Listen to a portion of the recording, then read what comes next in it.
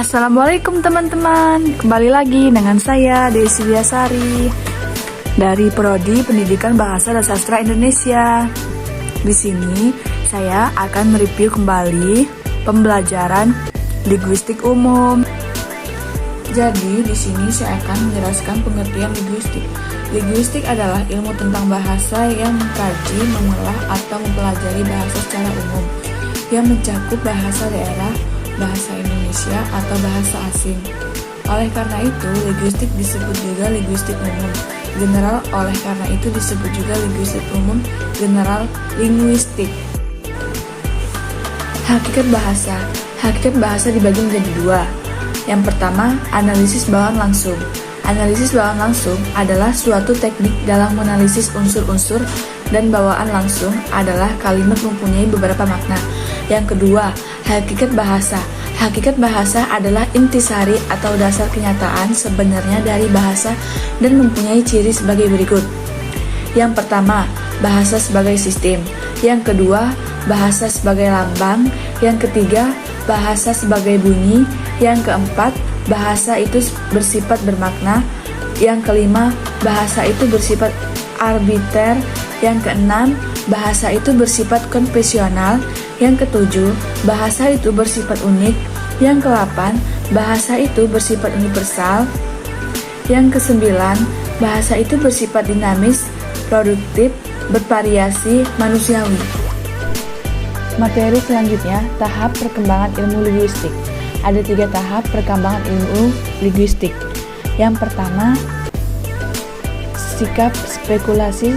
Spekulasi adalah mengira-ngira atau mengada-ngada tanpa didukung oleh bukti dan dilaksanakan tanpa prosedur. Tahap yang kedua, observasi atau klasifikasi, yaitu mengamati atau mengelompokkan bahasa tanda adanya teori.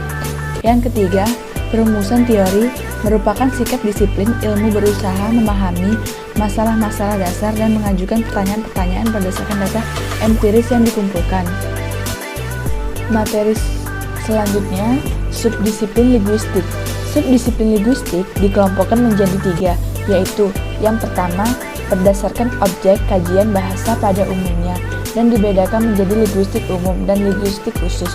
Yang kedua, berdasarkan objek kajian bahasa pada masa tertentu atau bahasa pada sepanjang masa dibedakan menjadi linguistik sinkronik dan linguistik diakronik. Yang ketiga, berdasarkan objek kajian struktur internal bahasa itu dihubungkan dibedakan menjadi linguistik mikro dan linguistik makro. Materi selanjutnya, bahasa dan faktor luar bahasa. Objek adalah mikro adalah struktur internal bahasa, sosok bahasa itu sendiri, sedangkan objek kajian linguistik makro adalah bahasa dan faktor-faktor di luar bahasa atau segala yang berkaitan dengan kegiatan manusia dalam masyarakat. Lebih jelasnya sebagai berikut. Masyarakat bahasa. Masyarakat bahasa yaitu sekelompok orang yang merasa menggunakan bahasa yang sama, sehingga konsep masyarakat bahasa bisa menjadi luar atau bahkan menjadi sempit. Contoh, bahasa daerah, bahasanya sempit. Contoh kedua, bahasa Inggris, bahasa luas. Masyarakat bilingual yaitu sekelompok masyarakat yang menggunakan 2 bahasa, yaitu bahasa Indonesia dan bahasa daerah. Dan masyarakat multilingual yaitu sekelompok masyarakat yang menggunakan dari 2 bahasa. Materi selanjutnya, konteks bahasa. Konteks bahasa adalah situasi dan kondisi pada saat terjadinya sebuah tuturan. Situasi dan kondisi yang dimaksud adalah latar belakang terjadinya komunikasi dan interaksi antar pemakai bahasa. Konteks sangat penting dalam pemahaman bahasa dalam kondisi tertentu. Pemahaman bahasa tidak akan lengkap dan tepat jika konteks tuturan tidak dipahami. Inilah yang menyebabkan konteks berpengaruh besar dalam penuturan dari tujuan berbahasa tuturan yang sama. Misalnya, jika diucapkan dalam konteks yang berbeda, contohnya, kita harus segera cari jalan keluar. Kalimat ini bisa bermakna mencari jalan keluar dari tempat yang membingungkan atau menyesatkan, misalnya di lorong gua, terjebak di ruangan terkunci, dan sebagainya. Materi selanjutnya, bahasa dan faktor luar bahasa. Objek adalah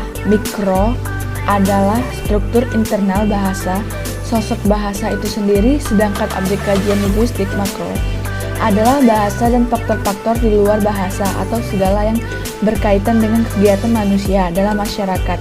Lebih jelasnya sebagai berikut. Masyarakat bahasa. Masyarakat bahasa yaitu sekelompok orang yang merasa menggunakan bahasa yang sama, sehingga konsep masyarakat bahasa bisa menjadi luar atau bahkan menjadi sempit. Contoh, bahasa daerah bahasanya sempit. Contoh kedua, bahasa Inggris, bahasa luas.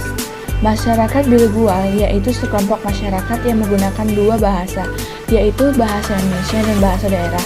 Dan masyarakat multilingual yaitu sekelompok masyarakat yang menggunakan dari dua bahasa.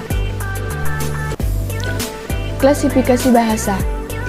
Pendekatan-pendekatan dalam klasifikasi bahasa meliputi pendekatan genetis atau klasifikasi genetis atau klasifikasi genealogis, pendekatan tipologis atau klasifikasi tipologis, pendekatan areal, pendekatan sosiologis atau berbaur atau bersosialisasi. Relasi makna. Sinonim persamaan makna adalah hubungan simetrik yang memiliki makna. Antonim lawan kata atau makna. Polisemi adalah sebuah kata yang memiliki makna lebih dari satu yang tergantung kalimat itu sendiri. Homonim adalah dua buah kata yang bentuknya sama tetapi memiliki makna yang berbeda. Homograf adalah tulisannya sama tetapi maknanya berbeda. Homofon adalah persamaan bunyi antara dua kata dan memperhatikan ejaan. Hipomimi khusus adalah hubungan simpati antara sebuah bentuk ujaran yang makna tercakup dalam bentuk ujaran yang lain. Ambiguitas atau ketaksaan adalah kegandaan makna. Redundansi adalah berlebih-lebihan dalam menggunakan suatu ujaran. Materi selanjutnya, semantik. Semantik adalah ilmu yang objek kajiannya adalah makna dari sebuah ujaran atau kalimat yang halnya berkaitan dengan tanda-tanda. 1.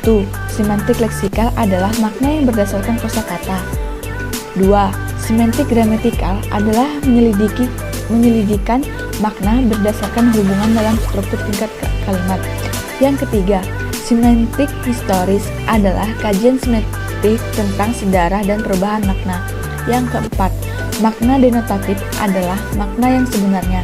Yang kelima, makna konotatif adalah makna yang tidak sesungguhnya atau makna kiasan. Materi selanjutnya, apa sih pengertian kalimat? Pengertian kalimat adalah satuan bahasa berupa kata atau rangkaian kata yang dapat berdiri sendiri dan menyatakan makna yang lengkap. Kalimat adalah satu bahasa terkecil yang mengungkapkan pikiran yang utuh baik dengan cara lisan maupun tulis. Materi selanjutnya, jenis-jenis kalimat. Kalimat panjemuk merupakan kalimat yang memiliki dua pola atau lebih sebagai hasil perluasan atau penggabungan kalimat tunggal. Yang kedua, kalimat non-inti adalah kalimat terbentuk dengan mengubah pada pola kalimat inti melalui proses seperti penafsiran, pengingkaran, penanyaan, perintah, pengimpresian, pelepasan atau penambahan.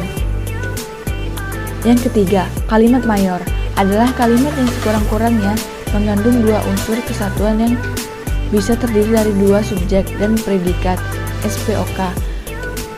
Yang kelima, kalimat tunggal, kalimat yang hanya terdiri dari satu klausa atau suatu kerangka yang menyusun klausa yang memberikan suatu makna untuk dalam ujian tersebut. Yang keenam, kalimat inti. Kalimat inti yang hanya terdiri dari subjek dan predikat. Yang ketujuh, kalimat minor adalah kalimat yang mengandung satu unsur puisi. Yang ke-8, kalimat verbal adalah kalimat yang mempunyai kata kerja atau verb. Yang ke-9, kalimat bebas adalah kalimat lengkap SP yang dapat diletakkan dalam paragraf tanpa bantuan kalimat lain untuk menjelaskan. Yang ke-10, kalimat nonverbal adalah kalimat yang predikatnya bukan verb.